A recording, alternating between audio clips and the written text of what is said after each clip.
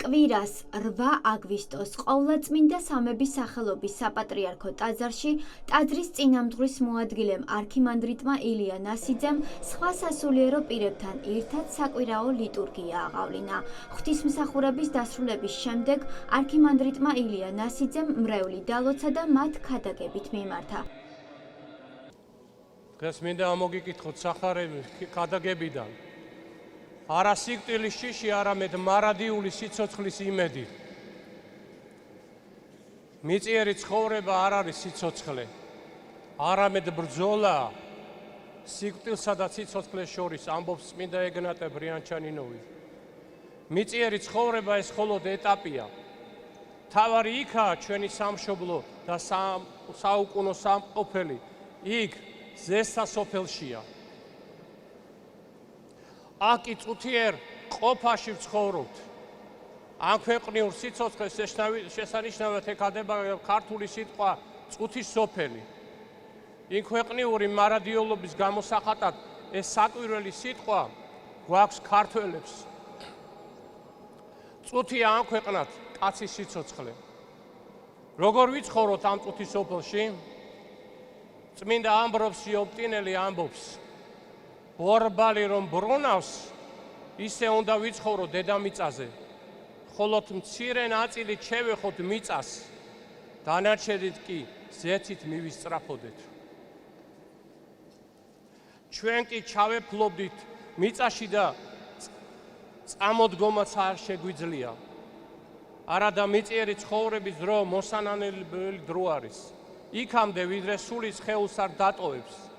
წმინდა მამები გვასწავლიან, რომ ყოველი ადამიანი მუდმივად უნდა ატარებდეს გულში სიკვდილის ხსოვნას. თვით ძველი ბერძენი ფილოსოფოსები, მათ შორის პლატონი, აღიარებდა, რომ სიბრძნე და ჭეშმარიტება ეს არის ღმერთის ძიება და ჭრეტა. ხოლო ფილოსოფოსობა სხვა არაფერია თუ არა მზადება სიკვდილისათვის. აბა დაუკვირდით, რაგინჩის მომგვრელი იყო სიკვდილზე საუბარი, განა ვინმე გადაურჩებით სიკვდილს. ეს დღე და ეს წუთი აუცილებლად დგება ჩვენ ცხოვრებაში. სიკვდილი უდიდესი საიდუმლოა.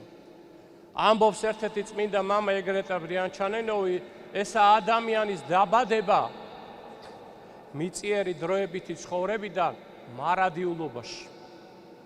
საოცრად მშვენიერში და ცოდვილთათვის სასოწარკვეთილების ბნელეთში. ცოდვილი ცხოვრების ბოლო სიკვდილია, საღვთო ცხოვრებისა კი მარადიული სიცოცხლე. რომელსაც წმენესზე ახონზე ცხოვრებაი საუკუნო, ხოლო რომელი ურჩი იყოს ისა, არა იხილოს ცხოვრებაი, არამედ რისხვაი ღვთისაი დადგრომილ არს მიზედა. იოანესაგან.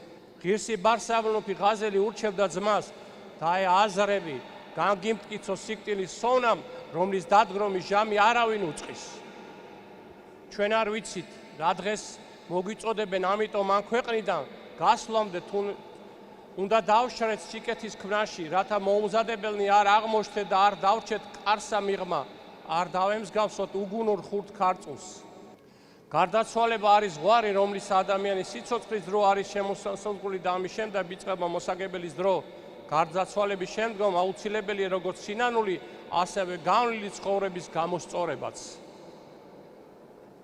მოძღვრებს გვაქვს შემთხვევები, როცა მძიმე ავადმყოფთან ან სასიკვდილო სარეცელზე მყოფ ადამიანთა საზიარებლად მივდივართ და თითქმის ყოველთვის გაოგნებული და გაკვირვებული ვჩებით მათი აღსარებით, მათი სინანულის გულწრფელობით. საკვირველ აღსარებას ამბობენ და საკვირველ სინანულს აღავლენენ. მინდა გითხრათ, რომ საიქიოს კართან მდგომთავის აღსარებათა და სინანულზე უმჯობესი არაფერია. მაგრამ ჩემო კეთილნო, განაყოლას ეძლევა ამის შესაძლებლობა? რამდენი ადამიანი გადის ამ სოფლიდან მოუნანიებლად? რამდენ ადამიანს აქვს გადადებული სინანული ხვალისათვის? ჩვენ ხომ არ ვიცით? როდის სიტყვის უფალი ამას ღამესა მიგიღონ სული შენი შენდა. დადგება დრო ამ ქვეყნიურის დასასრულისა, როდესაც მონა და უფალი, მეფე და მხედარდი, მდიდარნი და გლახაკნი ერთნაირი საზომით განიზობება. გამშინ გამოჩნდება, რომ ჭეშმარიტ არც ამოვოლი ყოველივე რამე თუ სფუდა შფოთებს ყოველი ხორციელი და იუნჯებს ნივსა ცეცხლისასა. გულის ხმავ ყოტყოვოსა სიკვდილი რამე თუ მიწად და ნაცრად გარდავიქცევით. ეს სიტყვები მიცვალებულთა საკითხავიდანაა. როდესაც სამ სიტყვებს უკითხავდნენ, ადამიანს ამ ქვეყნად აღარ აღფერი შეუძლია რაღაც კარგი, აღარ ცუდი, აღარ ცოდვა და აღარ ცოდვათა სინანული, აღარ სიკეთე და აღარ ცნებების დაცვა. ამიტომაც გვართებს სინანული სიცოცხლისშავე მოვასწროთ, რომ ნეტარებით შევუერთეთ უფალს ცოცხალ ღმერთს. წმინდა სერაფიმ საველელი ამბობდა, რომ იცოდე როგორი სიტყბო ელის მართლის სულ ზეცაში. მაშინ გადაწყვეტი, რომ დროებით ცხოვრებაში მწუხარებანი მადლობით მოგეთმინა. ყოველნაირ განსაცდელს დასთანხმდებოდი, რათა არ დაგეკარგა ის ზეციური სიხარული, რომელიც ღმერთთან მის მოყვარულებს განუმზადა. როგორც იოანეს სახარებაში ვკითხულობ, რომ მას სიტყვანი ჩემი ისმინეს და რწმენეს მომავლინებელი ჩემი, აქ უნდეს ცხოვრება საუკუნო და სასჯელსა იგი არა შევიდეს, არამედ გარდაიცვალოს იგი სიკვდილისაგან ცხოვრებად. ერთხელ ძმამ კითხა ანტონი დიც, რა ვქნა, რომ სათნო ვეყო ღმერთსო, და პასუხად მიიღო, სადაც არ უნდა წახვიდე, ყოველთვის თვალწინ გედგას ღმერთი და რასაც არ უნდა იქმოდე, საღვთო წერილში ეძია მიწის დადასტურებაო. ყოველი ადამიანი ცოდვილია, უფალი ამბობს, მოვედი არა მართალთა მოსაწონებლად, არამედ ცოდვილთა სინანულათო. ცოდვა სინანულითა და ღვთისმსახურების საქმეებით გამართლდება. ცოდვილიც მონანული და დამდაბლებული გულით განმართლდება. დღევანდელი ქადაგება სიკვდილის შიში კი არაა, მარადიული სიცოცხლის იმედია. იმედი იმისა, რომ დიდია უფლის გულმოწყალება და არ დატოვებს ზეციური სასუფლების გარეშე მას, რომელსაც წმენეს. უფალი კაცთაგან შეუძლებელია, ღვთისაგან შესაძლებელს მოციქულები გვეუბნებიან, კაცისა მიერ იყო სიკვდილი და კაცისა მიერ აღდგომა და როგორც ადამის გამო ყოველნი მოსყდნენ, ეგრეთვე ქრისტეს მიერ ყოველნი ცხოველი იქნენ, ანუ სიცოცხლე მიენიჭებათ. და როგორც პავლე მოციქული ამბობს, ყველა მიწიერ სიხარულზე აღმატებულ სიხარულს იგრძნობთ ცხონებული სული, ისეც თვალს რომ არ უხილავს, ყურს რომ არ სმენია და გულსა კაცისას არ მოუხდა, რომელი განუმზადა ღმერთმა მოყვარეთა თვისთა. გავიხსენოთ ეპიზოდი სახარებიდან, როცა იერუსალიმთან ახლოს ბეთანიაში იესო ქრისტე ლაზარეს დებთან, მართასა და მარიამთან სანუგეშებლად მიდის. უთხრა მართამ იესოს, უფალო, აქ რომ ყოფილიყავი არ მოგყებოდა ძმაი ჩემიო. იესომ დარწმუნებით უთხრა, რომ აღდგება მისი ძმა. მე ვარ აღდგომა და ცხოვრება. ვინც ირწმუნებს ჩემსას, რომც მოგყდეს, იცოცხლებს. და ყველა ვინც ცოცხალია და სწამს ჩემი, არ მოგყდება იგი უკუნისამდე გწამს ესე. აქ უაღრესად მნიშვნელოვანია და რავლის მთქმელი უფალი იესო ქრისტეს მიერ დასმული შეკითხვა. გწამს ესე? სანიმუშოა მართას პასუხი, ხოი, უფალო, მე მწამს, რომ შენ ხარ ქრისტე, ძე ღვთისა მომავალი ამსოფლად.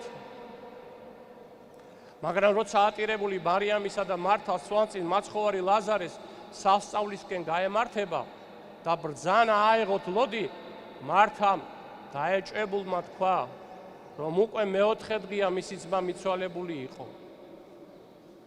მაცხოვარი აქ წმენის აუცილებლობაზე შეახსენებს განაგითხარი თუ ირწმუნებ იხილავ ღვთის დიდებას აიღეს ლოდი სადაც 4 დღის გარდაცვალებული ღვთის საყვარელი მეგობარი იწვა და აქ იესო ქრისტემ წარმოთქვა მთელი ქრისტიანული სამყაროთვის განუგერშებელი სასწაულებრივი სიტყვები და ეს სიტყვები ქმედებათ იქცა ლაზარე გამოდი გარეთ დასასრულ სიკვდილის ანუ გარდაცვალების თემას ხას კუთხიცაც მინდა შევეხო არსებობს ერთი დღეს ძალიან ცნობილი ჰიმნოგრაფიული ძეგლის საგალობელი ხებაი და დიდებაი ქართულის ენისაი ის სრულიანად სიკვდილისა და აღდგომის თემას მოიცავს და რაღაც დიდ საიდუმლოზე მიგვანიშნებს ყოველი საიდუმლო ამას ენასაშინა დამარხულარს რა არის საიდუმლო ესე ტექსტში ნათქვამია რომ ქართული ენა ღვთაებრივი ენაა რომელსაც სიკვდილი არ უწერია და რომ ქართული ენა თავისი ნამდვილი მნიშვნელობით დღეს დამარხულია და დროდ მოვა და აღდგება ვითარცაც ქრისტეს საყვარელი მეგობარი ლაზარე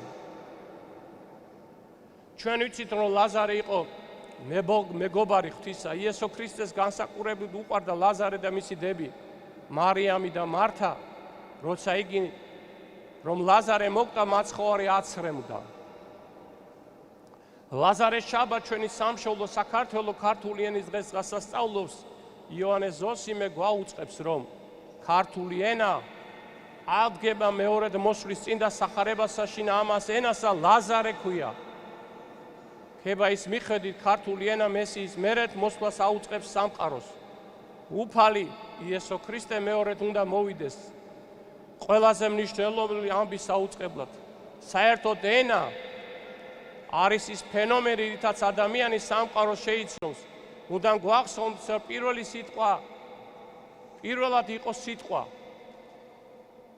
ჰიმნოგრაფიაში მნიშვნელოვანი არაისტორიული დოკუმენტური არამედ სულიერი ასპექტი და ის ფარული ქვეტექსტი რასაც ტექსტის საკრალურობა ითვალისწინებს ან კუთხის განიხილება ეროვნული ცნობიერებაც წმინდა ილია მართალი განმარტავს რომ არსებითი ნიშანი ეროვნებისა მისი გული და სული და ენა ხებაი ქართულის ენისალი გულისხმობს უდიდეს საიდუმლოს მოვა განკითხვის ჟამი მეორედ მოსვლითა და ესე ყოველი კაცობრიობას ოდესღაც დაწუნებული ენაზე უწყება მოველით აღდგომას სამკვდრეთით ღმერთმა მოგცეთ ამ ქვეყნული დღეგრძელობა და იმ ქვეყნიური ცხოვნება ამინ ღმერთი არ ჩვენთან